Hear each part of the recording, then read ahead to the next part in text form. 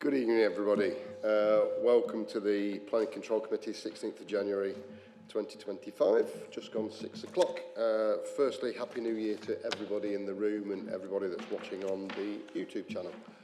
You've all had a good Christmas and feel nice and refreshed and back at it. Start with apologies. Item 1, I think it's just Councillor Rawson. Councillor Rawson, thanks very much. Item 2, late items. I don't believe there is any. Item 3, declarations of interest. Councillor Kerr. I'm going to declare an interest in the application for 8 Kings Drive, because it's where I live. Thank you very much, Councillor Kerr. Noted. Item 4, minutes of the meeting held on 14th November 2024. Thank you very much, Councillor Bolton. No objections to that anyway. Item 5, minutes of the meeting of the Conservative Conservation and Conservation and Heritage Advisory Committee held on the 29th of August. Thank you, Councillor Bolton. Oh, yes, Councillor Bolton. Yes, I found the meeting notes very interesting, but I would refer to bottom of page 4 under the George Rennie City Heritage Award. Some of us might remember George back in the day when he was so enthusiastic about conservation in the city. And when I read this afternoon, it said the matter has been put off until spring to allow obviously more comprehensive list. But can I just ask yes, we have got members of the Conservation Area Advisory here. It says in the minutes a limited number of buildings were able to be put forward. Does anybody know what buildings they were looking at and what the hope is that they come up in spring 2025? Thank you, Chair. I can find out, Chair. I can let Councillor Bolton and others know who are interested. Yeah. Because I think it's really important that we carry this on. I hope this doesn't mean it's going to slip because George was such a good member of our staff and so passionate about the city. Obviously, I would like it to continue. That's just a personal view. I think, yeah, Councillor Bolton, we've done this before where if we've got a limited number of projects that have come forward, clearly in the spring, you know, the Market Hall will be on the list as well and buildings like that. So, yeah. Yeah, thank you. I'll let you know. It would, yeah, it'd be nice, Ian, if a list could be circulated yes. to the committee, if that's okay. Thank you, Councillor Bolton, for that. Item 6, appeal decisions. Over to you, Ian. Many thanks, Chair, and a Happy New Year to you all. There's a few to go through tonight, so I'll just go through them quickly. We've had 9 decisions in total. The first one on the list, 52 Vicarage Avenue, was the extension of a house in multiple occupation, and we were concerned about impact. They were reconfiguring the internal space and we were concerned about the resultant space, and the inspector agreed, felt that there wasn't any impact on the neighbouring property at number 50, but felt that the resultant floor space, communal areas, etc. wasn't acceptable, and so dismissed that appeal accordingly, which is a good result. Second one on the list, a city centre location at 5 Babington Lane, a similar thing. House in multiple occupation, reconfiguration of internal space, losing some of the communal space. But in this case, given the nature of the outlook, the nature of the floor space, the nature of the communal space, the inspector was quite happy with that and so allowed that one. So it's looking at cases on their merits, as you know, Chair. So that was allowed. Third one, city centre issue again. Change of use from commercial, business and service use class E to an adult gaming centre, so a facility with gaming machines, something that in the past we've resisted in these locations where it's a primary frontage, where we've tried to ensure that retail activity is at the fore and is the predominant use. But what the inspector was mindful of, that in 2020, various use classes in the A range, B range and D range were amalgamated into use class E. So the fallback position for this unit was that potentially a range of other uses could go in there. And so when viewed against that, and the fact that an adult gaming centre is a sui generis use, so a use that stands on its own, they felt that it wasn't dissimilar to a range of uses that could now be operated under use class E. And so the inspector allowed that. And it's something that we've resisted before, but as I say, the change in the use classes order has changed the context somewhat for that. So that one was also allowed. Fourth item, that's the nature of the site, a very long, thin, linear site on Highfield Road, where somebody wanted to erect a detached bungalow. That's the form of the build. As you can see, atypical in the street. We were unhappy with it, thought that it didn't relate to the scale, form and character of Highfield Road, and refused it accordingly, and the inspector agreed. So that was a good result, Chair. Fifth item, corner of Blaegreaves and Hillcross Drive, a site heavily constrained by protected trees. Also felt that we couldn't get a reasonable form of development in there that would sit happily with the trees, so that was also dismissed. A good result there, Chair. Burlington Road, next item, erection of a bungalow on that corner plot position on the sweep of Burlington Road, and I think a good appraisal of the built context by the inspector. We refused it on the grounds of character. He came to a different conclusion, and I think, to be fair, when you consider that we're now in the context of the tilted balance, so the scales weighing heavily in favour of the presumption in favour of sustainable development, then that, I think, is a fair decision, Chair. We'll take that one on the chin. Next one, please, James. Another one, corner plot position, single infill residential development, quite cleverly designed, but we felt that there was more of an impact in the street than the inspector felt. We'd refuse this on character and we felt the paucity of the external space, but the inspector disagreed there, felt that the built form would be reasonably assimilated into the street scene, and that the external space, garden space, etc. was acceptable, and so allowed that one as well, Chair. So a good decision to learn from, I think, Chair. Inspectors are looking more favourably on these proposals, and we've also, as I say, got to take into context the tilted balance. So that was allowed. Next one, please, James. This one was you'll note here, item 8, the code, it starts with 21. So it was a good old decision, this. It's one that's been stuck with the inspectorate. It was a tree appeal, felling of a sycamore tree, although they'd actually applied to fell a lime tree, but it's a sycamore. And a local hearing took place which involved Andy Sherville. Andy had determined the application. Obviously, a very leafy, verdant street scene, and the inspector wasn't happy with the felling of that tree without good arboricultural justification. So at the hearing, he gave some credibility to what we call our amenity evaluation rating for TPOs, which Mr. Sherville uses when he's evaluating trees. So he's got an objective checklist when he's looking at tree scoring as to how a tree will score. And if it gets over a score of 15, then generally it's worthy of a TPO. So that's good for Andy, and it was good for that amenity scoring system. So that was dismissed. And the last one, it was a split decision, Chair.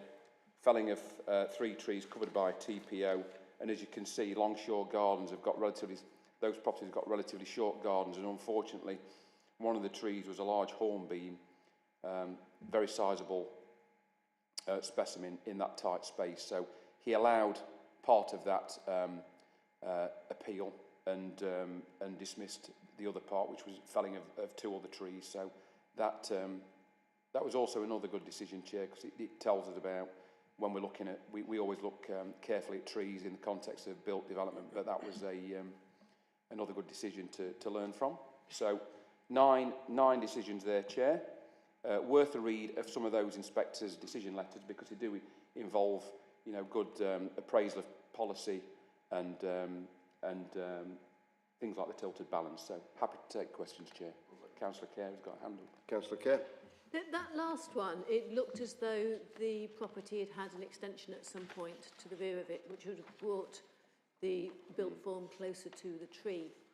And I just wonder if that was the case and whether there's any learning there of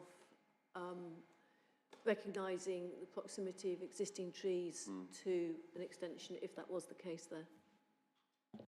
Yes, what we can do in cases where it's a borderline relationship, if we feel that it's a tight relationship with the tree because you're considering the aerial component of the tree and the root component of the tree, and Andy Sherville will advise about the life expectancy, the stature of the tree, you know, the retention category and things like that. So we'll be mindful of those characteristics.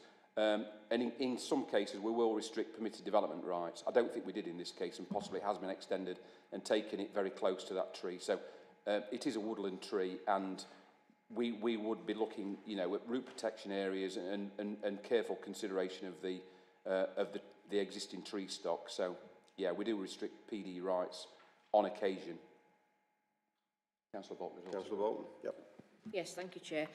Top of page 4, application number 5, the land south of 8 Blaegreaves Lane.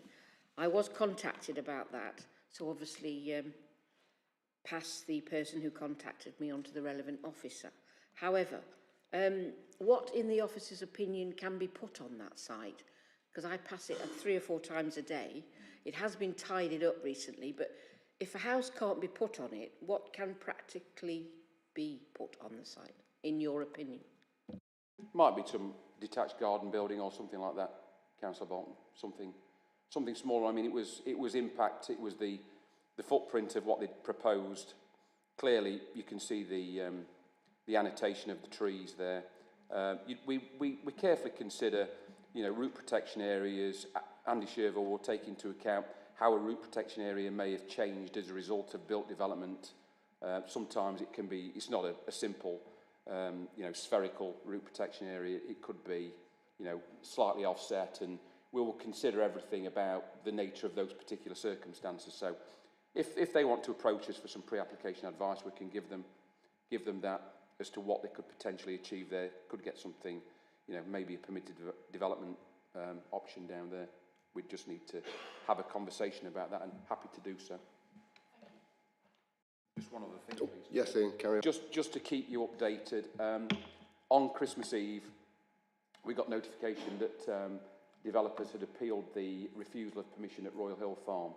So Council Homes is now in the box seat. We had a conference with Hugh Richards on Tuesday, and we'll be taking that forward. Isabel Bancroft has been quickly sorting out all the preliminary paperwork because it came in on Christmas Eve. Nobody was here, of course, so we lost a good week and a half. So we've been firing out the letters to residents, sorting out the questionnaire for the planning inspectorate, and we hosted the first case conference with Hugh Richards to go through the case, to talk about what we need to do, and then we've got another conference. We've got to get our statement in on the 28th of January, and then a conference with the planning inspector on the 6th of Feb. So we'll keep you posted, but I'm sure Councillor Holmes will keep you in the mix as well. Thank you. Thanks very much for that, Ian. Thank you. Move now to item 7, applications to be considered. The first one is 7.1 Thornhill Lodge Guest House. Rory, thank you. Oh, sorry, wrong button. Yeah, thank you. This is Thornhill Lodge Guest House on Thornhill Road at number 6 to 8. And it's a large detached house with a history of conversion from domestic use to hospitality use and vice versa, with its most recent use being as a bed and breakfast. Permission is now sought for a change of use of the building to 3 flats, each operating as a house in multiple occupation to house a total of 25 people across those 3 flats. The proposal has been amended during the application process to increase the amount of communal space available to residents of each flat, to reduce the total occupancy of the building from 26 to 25, to incorporate the existing parking area at the rear of the site, and to retain the existing garden and mature tree at the front of the site. 27 objections, including one from Councillor Ashby, have been received, and are summarised in your report, with parking issues, traffic, demographic changes and infrastructure demand featuring prominently. No objection is raised by the Council's Housing Standards team. The Highway Authority's request that the site's existing parking area be included in the scheme has been agreed and incorporated into the latest set of drawings published on the Council's website. Overall, the proposed occupancy level is fairly high, but it is a large building with a large garden and off-street parking available. The changes made to the proposal are considered to have successfully mitigated the issues raised during the application process, and given that the tilted balance is engaged, these could not be said to significantly and demonstrably outweigh the benefits of housing provision. In addition to the standard conditions on time limits and approved plans, conditions are recommended on bin and bike storage, parking provision, landscaping, and a management condition limiting the occupancy of the building to the 25 residents proposed. Our recommendation is to approve the application, and you have 2 speakers. Thank you. Thanks, Rory. Yes, we do have 2 speakers. Belinda Hadfield, you have 3 minutes. Thank you. Please object to the planning proposal for the 25-person HMO. I am speaking on behalf of the local community as well as the 27 other submitted objections. If granted as 3 flats, each being a licensed HMO, there will be a total of 5 HMOs within a 100-metre radius, 172 Trowels Lane and 5 Thornhill Road being the others. There are also the existing Albany Road HMOs. The Council is already pursuing an Article 4 amendment to have more control over the number of large HMOs. At the meeting in October, the Police Superintendent Head of Operations stated, "The picture painted for these saturated areas is one of HMOs attracting tenant groups who will be associated with higher levels of victimisation, for example, students or single men with chaotic lifestyles, who are also often less well invested in communities than, for example, owner-occupiers.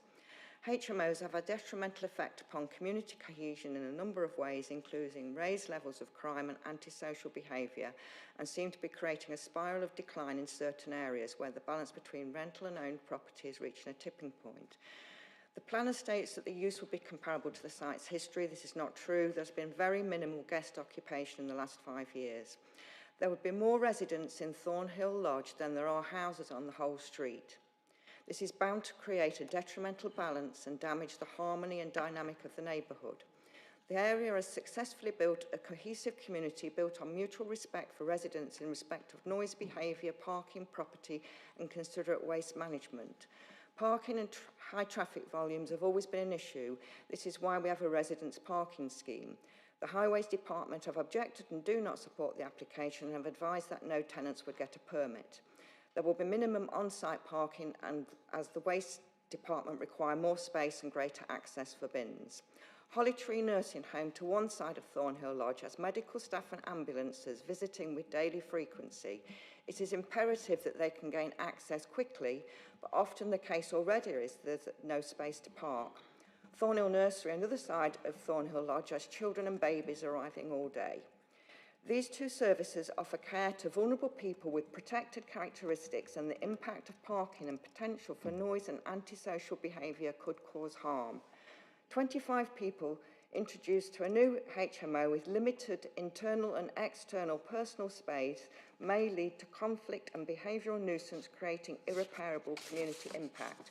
Over the last few years, there have been massive building projects in the Abbey area around Kingsway, for example, the new estates on Kingsway Boulevard and the development of over 50 residences. There have been no new doctors, dentists, pharmacies, or indeed local shops, and water pressure is already poor in the area. The area has the potential to become saturated with so many new residents wanting services that it will become a far greater issue than it already is. Thank you, Ms Hadfield. You went over by about 5 seconds there. It was very good. I know you were reading fast, but that was excellent. Thank you very much for that. Councillor Ashby, you have 3 minutes. No, thank you very much, Chairman, and thank you for allowing us to speak. As you already all know, as a committee, you've received many objections from local residents when you consider, as Belinda has said, that increasing the population by 25 will be more than the number of houses on the streets, which I think is very relevant, demonstrating beyond a shadow of a doubt that this development, this change of use is not welcome on this street. And as Belinda has already pointed out, there are already a lot of HIMOs around this whole area. So I know there is, I can't remember the correct term, but a preference to grant permission for developments. But this does not fit with this street and with this area. I have many concerns with this application, all of which have been covered by the various residents in their objections. But changing the nature of this street by allowing a HIMO of 25 people is the biggest concern, because it will change the nature of this community, and that's the greatest concern. This community has already absorbed a nursery and a nursing home, which are either side of this planned HIMO, and I do believe will have a severe and irrevocable detrimental effect on this community. The owner of the nursing home, which would be adjacent to this HIMO, is very concerned. Many of his patients have got dementia and could be very distressed by, if this becomes a very noisy, unpleasant residence next door. The developer, on the one hand, is saying that it's going to be a development for professionals, but on the other hand, they're not going to have cars. Let's get real, that's not true. If you have a load of young professionals, they will have cars, and there's already problems parking on the street. I'm already in discussion with our traffic control and our local neighbourhood officers about the issues with parking on the street to allow 25 a HIMO for 25 people. Can we not tell them go back and create 3 family flats, which would fit in with the nature of this street, which is family housing, not a street full of flats? I would ask all of you to really seriously consider the nature of this street of Thornhill Road, which is a very pleasant communal housing facility, and accept that this HIMO does not fit. Thank you. Thank you, Councillor Ashby. Rory and Highways, would you like to come back on any of those points? Just a procedural point, the Highway Authority objection predates the most recent site letter we have, which includes the off-street car parking. Just thought. It's not enough. Cheers, Chris. Thank you very much. Committee. Councillor Bodson. I'm very familiar with this site. It is in my ward. I would reaffirm the points made by Councillor Ashby in connection to the character and context here and the nature of that particular area. This is a real leafy suburban community, and to add this development, I feel that it is over intense. We'll stop at that, bordering on greedy. In terms of the size of the units that are being provided, this isn't quality accommodation. Some of those units are less than 10 square metres. They are tiny, and I know they may meet the local standards or even the national standards, but it's really not good enough. It's not providing quality accommodation, in my view. The other point that I'd like to make is that given the number of to let signs that there are up and down Uttoxeter New Road and in the proximity, I question whether there's really a need for this, and the idea of this location being littered with further to let signs when they haven't rented out all 25, all 16 of the units, fills me with horror. But that's another matter, I suppose. Certainly in terms of, I can see that they've changed the plans and put the 5 parking spaces to the rear, but given that residents won't be allowed to have permits, I would echo the points made by Councillor Ashby as well, in that 5 parking spaces for 25 occupants is unrealistic. I'd be filled with horror if that if the front of the property was, I don't think it is now that we've got the new plans, if we were going to be removing the tree and what have you from the front of the property to allow for those, I don't think that's the solution, to put another parking space at the front, if it means we're changing the look of the front of the property and removing that tree. Because I think that's sort of really key to the character and context of the area. I'll stop there, but I may come back if that's okay. Thank you.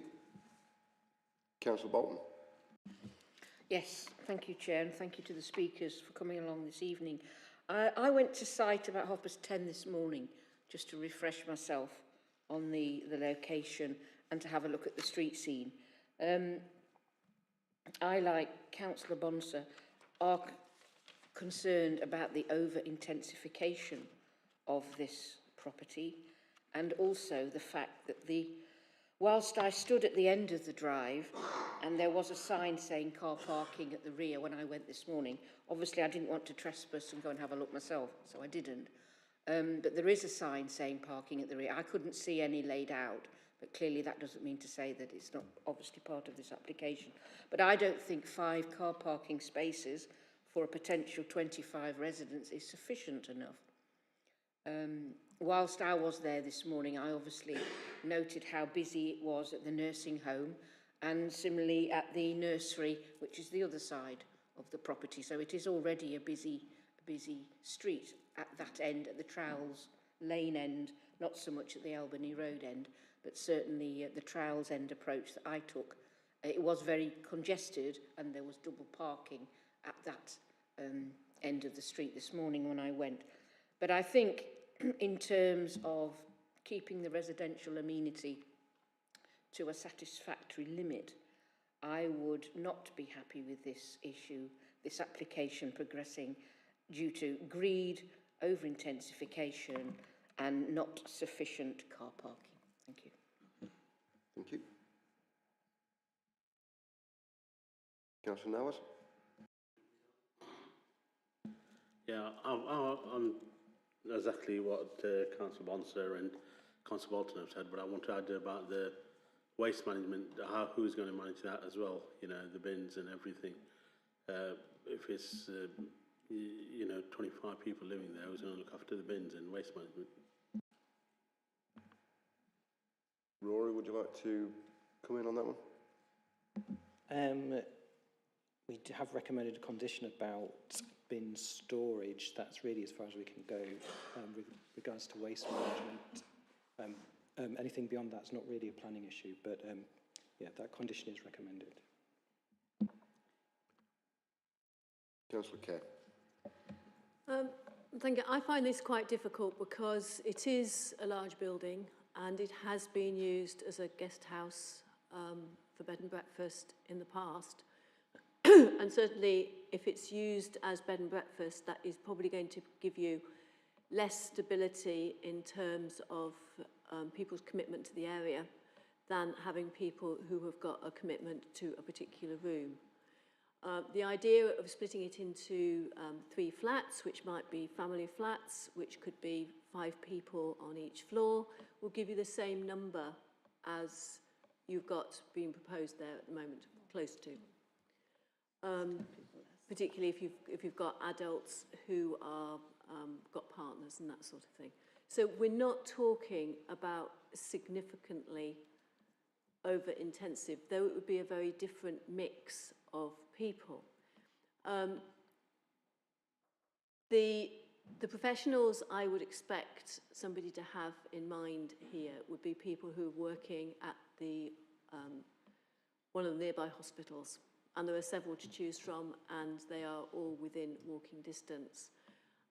So I am less concerned about this than other speakers. But I don't think that the layout that is shown at the moment for cycle parking, for example, is suitable. It isn't covered. It actually takes up a lot of the amenity space to the rear. I'm not convinced that we've got a waste solution. I think that it would be a lot better if there were fewer 2-bedroom, 2-people properties here rather than than I think there should be more single people put rooms there rather than double rooms, because some of them are really quite tight. So I was going to propose that we actually ask for it to go back and to be looked at again in terms of those aspects, to show that we can manage the waste, that there is a cycle parking solution, including some electric cycle charging, that will work without taking up all the amenity space. And I think we need a little bit more guidance about the management plan on that as well. So can we defer it and ask for some additional conversations, please?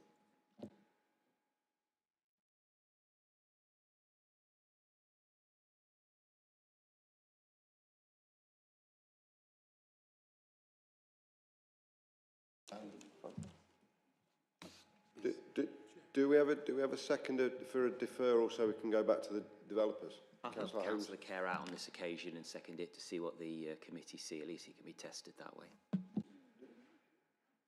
I think it's a good idea.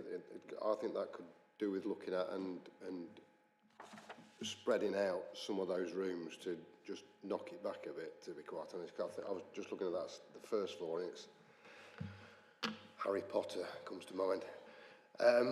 So we'll go to the committee. So we've got a proposal for deferment to go back to the developer to bring us back some better plans and to cover some of the items that have been mentioned tonight. Councillor Bonser. If we can stipulate that it's less, you know, we're looking for something considerably less intense, is that the agreement, or?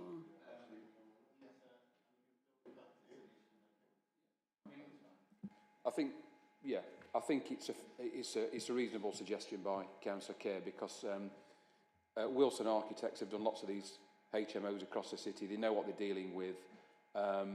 They dealt with the Babington Lane example that I talked about at the appeal stage, so they're well versed in it. But I think if we go back to them and say that the principle's not in question, because clearly it's not, it's a residential use in a residential area, we're just looking at the detail. If we stipulate that we're looking for a reduction in intensity and you know, waste management assurances, etc., and to possibly look at cycle parking and car parking also, to just take a look at that, then I think that's probably a reasonable suggestion, Chair. Thank you. So, all those in favour of deferring this for a future meeting once they come back to us?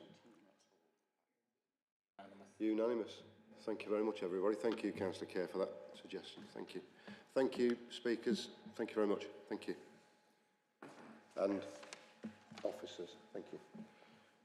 Move to item 7.2, which is 8 Kings Drive, Littleover. And Councillor Kerr has left the building. So, yes, she has. I was about to ask her to leave. So, Ian, over to you. Thank you. Yes, thank you, Chair. I'll keep it short and sweet. I do apologise to you for the toing and froing today about this application, because members may know that air source heat pumps can be permitted development subject to the volume of them, proximity to boundaries, and noise factors. And we were toing and froing today because of the size of this particular heat pump, and it's just very marginally over permitted development. But the government are looking at making most air source heat pumps permitted development in the very near future. So had Councillor Kerr waited probably a month or two, it might be PD anyway. So there's nothing really to add, Chair, aside from saying it's a relatively small bit of kit on the back wall of the property. There is a neighbour at number 10, of course, which has a single-storey extension, which is largely used for storage adjacent to that boundary. But the clearance from the boundary is relatively good, and Lucy Withers and Carl reassessed the noise assessment this afternoon. It's actually lower than they've stated, so it's within, you know, reasonable tolerances. So I think it's perfectly fine, Chair. Thank you, Ian. Any questions from committee? Councillor Holmes. Thank you, Chair. It's a big one. My understanding was they were half the size of that, so it is quite interesting to see. Yeah, it is quite interesting. But yeah, have we got a travel plan and cycle facilities? to go along with the heat source pump, Chair. I did notice from a photograph that Councillor Kerr's done some work to a tree in the back garden, so I might be contacting Andy Sher. That did cross my mind as well, to be quite honest, but yes. I mean, Councillor in all seriousness, Chair, we are going to see more of this, and it is going to be interesting to see whether there's going to be, I assume this will be normally delegated to officers to make a decision on. Obviously, we know why we're talking about it here. I think for my concern, if I was a neighbour, it's nothing to do with Councillor Kerr, but my concern, if I was a neighbour, or even if I was a homeowner, is how noisy it's going to be. Is there going to be vibrations, etc.? So I think it is an interesting subject. I think officers probably should keep us abreast of that aspect of it. But I don't think actually we'll be deciding on many of these kind of applications in the future, but it's certainly interesting to see it. I wonder if technology will improve over time and that unit will become smaller, because not many people are going to really want that size of unit at the back of their house, imposing on maybe a tight garden space or down an access route that they may use to get their bins out and bin day, that kind of thing. The practicalities of it, really, for a lot of people, if that's the way that we're heading, then yeah, I would hope that the size of these things are going to get smaller over time, and the noise doesn't become any kind of nuisance for anybody living nearby. But I haven't got a problem with it. If Councillor Kerr wants to move forward and have one, then more power to her, I suppose. Thanks, Councillor Holmes. Can we just, Lucy, can you come in on the noise issue, if that's okay? Yeah, can you hear me? Yeah, I mean, the noise assessment's been reviewed. It meets the criteria for what we would be looking for. It is a fair point. We're going to have to see what happens in terms of whether we do get any noise complaints from these types of pumps. The one thing I would say is one of the reasons for the changes to the permitted development is actually to allow slightly larger units, because actually they make less noise. So the larger the units are actually easier to site kind of in terms of the amenity. So it's a bit of an unknown for everybody. We'll just have to wait and see. I think in situations where you've got sort of a reasonable amount of space, it shouldn't be a problem. It could be more of an issue where you've got sort of lots of them in close proximity, but as I said, we'll just have to wait and see. Great, thanks very much. Is that, you okay with that, Matt? Yeah, that's fine. Any other questions? Move the recommendation. All those in favour?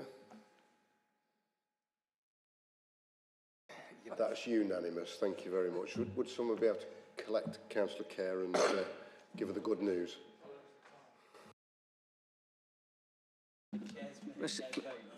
Councillor Pearce, I'm a bit disappointed you didn't defer it.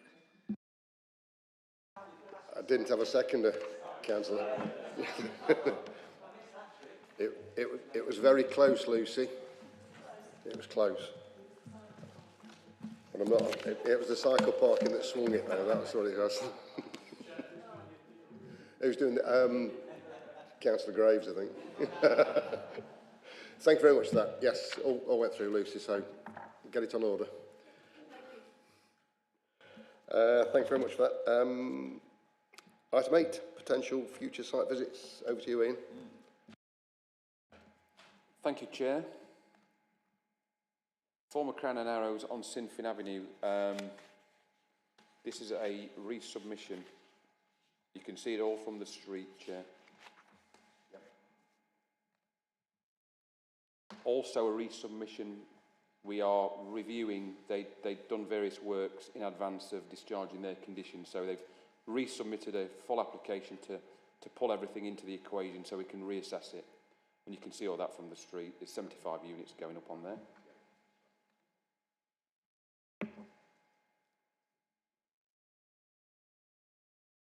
Yes, it's a variation of condition, Chair, so he's been before us before. Also, we've had previous on this site, it's a resubmission, just scaling back what's currently still with his Secretary of State, actually. You can see that all from Bradshaw Way, of course. Lonsdale Hall, a change of use application. I think we all know where that is. It's formerly student accommodation, of course. Brook Medical Centre, another variation of condition, Chair. All granted. You can see that from the pub car park if you're so inclined. So that's it then, Chair. Thank you. Thank you, Ian. Thank you, everybody. Another short one. I think next month might be... Yes. Looking across at Paul. Yes, yes. Yeah. Sleeping bags time, I think it is on that one. So, thanks, everybody. And see you next month. Thank you very much. Thank you all the officers as well. Thank you. Thank you.